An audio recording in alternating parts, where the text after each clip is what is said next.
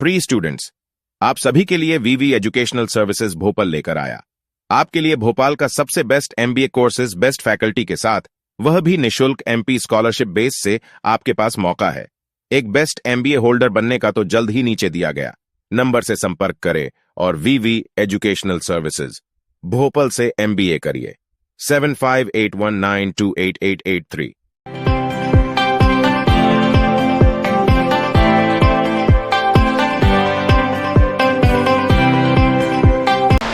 Hello and welcome everyone to VV studies. आज हम business legislation के कुछ इंपॉर्टेंट क्वेश्चंस पढ़ने वाले हैं, जिसमें सबसे इंपॉर्टेंट क्वेश्चन आता है define contract and breach of conduct. अब अगर हम कॉन्ट्रैक्ट की बात करें तो लॉ और कॉन्ट्रैक्ट में बेसिक डिफरेंस है। लॉ जो गवर्नमेंट बनाती है, आपकी कंपनी बनाती है for the smooth conduct of your business. अब अगर आपने कोई बिजनेस स्टार्ट किया है तो उसके कुछ रूल्स एंड कुछ रेगुलेशंस हैं जो कि आपके कोड ऑफ कंडक्ट में आते हैं कि ऐसे, मतलब आपने कोई बिजनेस ज्वाइन किया, उस बिजनेस का एक लॉ है कि आप किसी भी कस्टमर को आप एमआरपी से ऊपर कोई सामान नहीं बेच सकते हो। अगर आपने एमआरपी से ऊपर सामान बेचा तो that will be the breach of conduct. मतलब कि आपने एक सेट ऑफ रूल्स बनाया था, अगर वो आप सेट ऑफ रूल्स को फॉलो नहीं करते हो तो वो उसको बोलते हैं ब्रीच ऑफ कंडक्ट। तो जब आप अपनी कोई ऑर्गेनाइजेशन बनाते हो, अपनी कंपनी बनाते हो, तो उसमें आप अपने कोड ऑफ कंडक्ट बनाते हो that comes under the abidance of the government. मतलब अगर गवर्नमेंट आपको बोल रही है कि जैसे लेबर लॉ होता है कि आपको कोई भी आपका ह्यूमन रिसोर्स में अगर आपका कोई भी काम कर रहा है तो उसको आप 8 घंटे से ज़्यादा काम नहीं करा सकते हो, और आपके लॉ में लिखा हुआ, आपकी कंपनी के लॉ में लिखा हुआ है कि आपको मिनिमम 10 घंटे काम करना है। सो आप गवर्नमेंट के लॉ को फॉलो नहीं कर रहे हो तो आप ऐसे कोड ऑफ कंडक्ट नहीं बना सकते हो। बट स्टिल आपने बनाया अपना लॉ कि आप 8 घंटे काम करवाओगे या फिर आपको मैक्सिमम 8 घंटे काम करना है, और आप डेली बेसिस पे 10 घंटे काम करा रहे हो। So that is the breach of your own conduct. अब आपका एक था कि आप किस तरीके से बिहेव करते हो, आपके वर्क ऑर्डर क्या है, आपका ड्रेस कोड क्या है, आपका बेसिक वर्क कल्चर कैसा है, तो वो आपके कोड ऑफ कंडक्ट में आता है, और उसको जो फॉलो नहीं करता वो ब्रीच ऑफ कंडक्ट में आता है। और ब्रीच ऑफ कंडक्ट के लिए भी आप रूल्स एंड रेगुलेशंस बनाते हो। फॉर एग्जांपल, जैसे मान लीजिए कि आप महीने में 3 बार लेट आए, तो 3 बार लेट आने पे आपको हो सकता है कि आपको सिर्फ वार्निंग मिले। अगर आप 5 या 7 बार लेट आ रहे हो तो हो सकता है कि आपको एक बार आपको टर्मिनेशन के लिए आपको वार्निंग मिल सकती है, और अगर ये चीज़ वापस से रिपीट होगी तो फिर आपको टर्मिनेट कर दिया जाएगा कंपनी से। तो ऐसे कुछ ब्रीच ऑफ कंडक्ट के लिए कुछ रूल्स एंड रेगुलेशंस भी बनाए जाते हैं। Next is objective and process of merger and acquisition. Merger and acquisition जैसे हमने बहुत बार पढ़ा है, मर्जर एंड एक्विजिशन का मतलब क्या होता है, जब 2 कंपनीज मिलकर अपने एसेट्स को मर्ज कर लेती हैं और एक नई कंपनी फॉर्म कर लेती है, दोनों में से किसी एक के पास में कुछ ज़्यादा शेयर्स आते हैं। फॉर एग्जांपल, जैसे हम वोड आइडिया की बात करते हैं, वोड idea is a very common merger of Indian telecommunication. अब इस टेलीकम्युनिकेशन में जो मर्जर हुआ उसके क्या ऑब्जेक्टिव हो सकते हैं। पहला ऑब्जेक्टिव कि आप बड़े स्केल पे अपने बिजनेस को रन करना चाहते हो, दूसरा कि आप कम रिस्क लेना चाहते हो, तीसरा ऑब्जेक्टिव आपका हो सकता है कि जो आपके पास हो सकता है कि एक कंपनी जिसका टेक्निकल बहुत अच्छा है, दूसरी कंपनी जिसके फाइनेंसेस बहुत अच्छे हैं, तो आप दोनों के अलग अलग एसेट्स को कंबाइन कर सकते हो।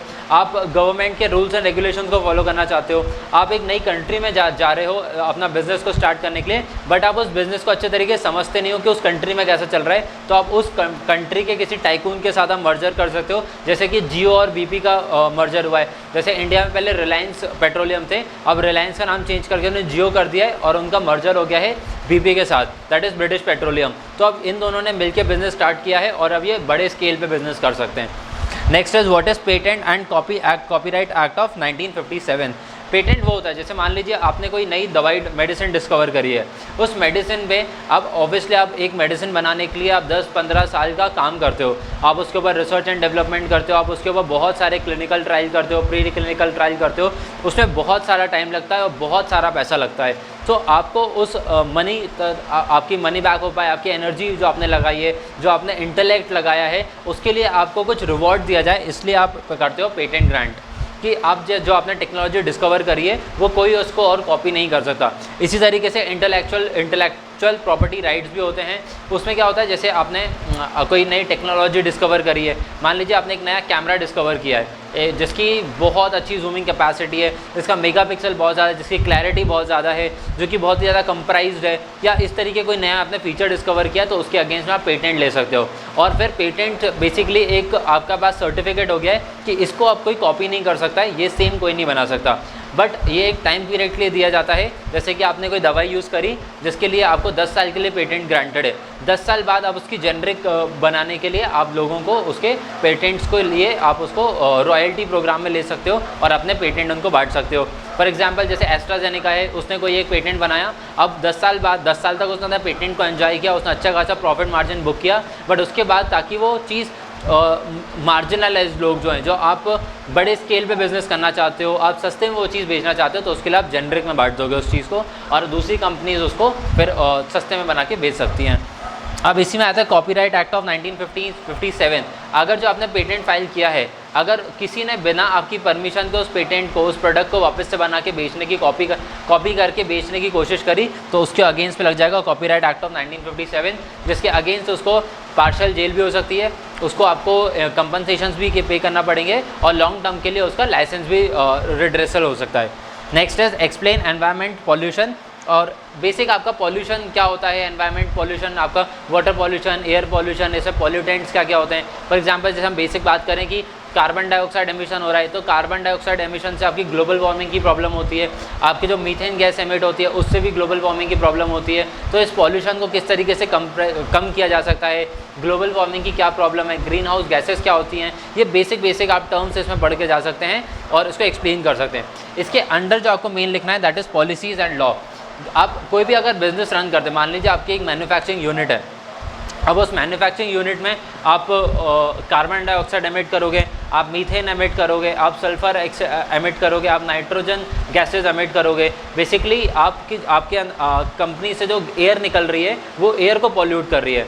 सिमिलरली आपका जो वाटर या सीवेज ट्रीटमेंट जो आपका है वो वाटर बॉडीज़ में आके मिल जाता है, तो जिसकी वजह से वाटर का पूरा इकोसिस्टम ख़राब हो जाता है। तो ये जो कॉमन प्रॉब्लम्स हैं इसकी वजह से ह्यूमन काइंड को सफ़र करना पड़ता है, पूरे के पूरे इकोसिस्टम को सफ़र करना पड़ता है। तो गवर्नमेंट ने क्या किया है, एक लिमिट सेट कर दी है कि आप इस लिमिट से ज़्यादा आप कार्बन एमिट नहीं कर सकते हो, और अगर आप ज़्यादा कार्बन एमिट करोगे तो उसके अगेंस्ट में आपको कंपनसेशंस पे करने पड़ेंगे, ताकि आपने जो वाटर ट्रीटमेंट है आप प्रॉपर्ली गवर्नमेंट उसके ऊपर स्पेंड कर पाए, जो रिवर है, लेक्स हैं, पॉन्ड्स हैं, उनको फ्रेश रख पाएँ, जो एयर में पॉल्यूशन हो रहा है तो एयर को क्लीन कर पाएँ, ताकि ग्रीन हाउस गैसेज ज़्यादा एमिट ना हो, ग्लोबल वार्मिंग ज़्यादा ना बढ़े। बिकॉज इन सबसे होने वाली प्रॉब्लम्स हम सभी को पता है, ये हमारे हेल्थ पे इफेक्ट करती हैं, हमारे इकोसिस्टम को इम्पैक्ट करती हैं, मरीन लाइफ को इम्पैक्ट करती हैं, टेरेस्ट्रियल लाइफ को इम्पैक्ट करती हैं। सो उन सबको रेगुलेट करने के लिए गवर्नमेंट ने बनाई है पॉलिसीज़ और कुछ लॉज बनाए हैं। अगर आप इन लॉज को फॉलो नहीं करते हो तो गवर्नमेंट आपको पनिश कर सकती है इन द फॉर्म ऑफ आपका लाइसेंस रिड्रेसल हो सकता है, आपको अगेन इम्प्रिजन कर सकते हैं आपको, या फिर बेसिकली जो सबसे अलग लगता है वो आपके ऊपर फाइन इम्पोज करते हैं। And the last question is consumer protection act of 1986। Consumer protection act किसी भी बिजनेस के लिए बहुत ज़्यादा इंपॉर्टेंट हो जाता है। अगर हम आज से थोड़ा पहले का देखें, अगर हम 1 डेकेड या 2 डेकेड पीछे भी जाएं तो कंज्यूमर्स के साथ में बहुत ज़्यादा फ्रॉड्स किए जाते थे। कंज्यूमर के साथ कंज्यूमर को बताया नहीं जाता था कि वो क्या सेल कर रहे हैं, मतलब बताया कुछ और जाता था और एक्चुअली वो कुछ और प्रोडक्ट सेल करते थे।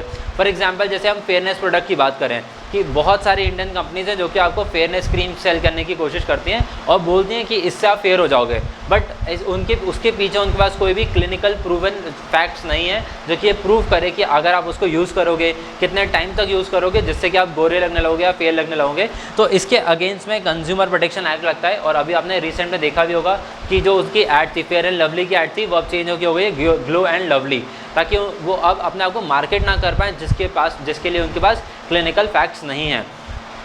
इसके बाद आता है आपका लिकर से रिलेटेड एक्ट, अल्कोहल से रिलेटेड एक्ट, टोबैको से रिलेटेड एक्ट, या फिर आपका इन्फॉर्मेशन एक्ट आते हैं इसके अंदर। जैसे कि आप कोई दवाई खरीदने जाते हो तो उस दवाई के बारे में जो भी पूरी डिटेल्स है, उसके साइड इफ़ेक्ट्स क्या हैं, उसके आपका डोजेज क्या है, उसकी एक्सपायरी क्या है, उसकी MRP क्या है, कहाँ पे वो बना है, कौन मार्केट कर रहा है उसको, कौन मैन्युफैक्चर कर रहा है, इन सब की डिटेल्स आपको उस पैकेजिंग के ऊपर दिख जाएगी। सो पैकेजिंग एक्ट, इन्फॉर्मेशन एक्ट, ये सब आ जाते हैं कंज्यूमर प्रोटेक्शन एक्ट के अंदर, ताकि आपका कंज्यूमर को पता रहे कि वो क्या कंज्यूम करने वाला है।